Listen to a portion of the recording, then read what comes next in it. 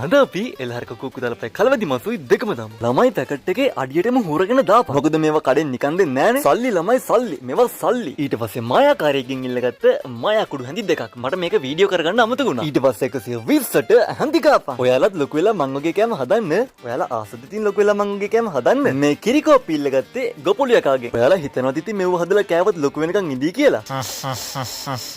ඒ කපටි විදිහට hina උනේ. 120ට හැඳි ගාපන්. අන්න එතකොට මේ වගේ සෝස් එකක් හැදෙනවා. ඊට පස්සේ මේ වගේ පවුඩර් හැඳි කීපයකුයි ඒකට ග්ලූකෝස් චුට්ටකුයි දාගන්න. ඊට පස්සේ කිකිලිකින් ඉල්ලගත්ත බිත්තරයක් මෙහෙම දාගන්න. හොඳින් ඉල්ලලත් බිත්තරේ දුන්නේ නැත්නම් බෙල්ලෙන් අල්ලලා හොල්ලපන්. ඊට පස්සේ ආයෙත් 120ට හැඳි ගාගන්න. ඊට පස්සේ ජෝ දාපන් ජෝ. ඊට පස්සේ 120ට හැඳි ගාගන්න එපා. මිශ්‍රණය තොපේ මූණේ තියෙන්නේ. මේක ෆේස් පැක් එකක් නෙවෙයිනේ. මේක කෑමක්. මම මේක හැඳි ගාගෙන එනකන් ගිහින් ලිපපත්තු කරපන්.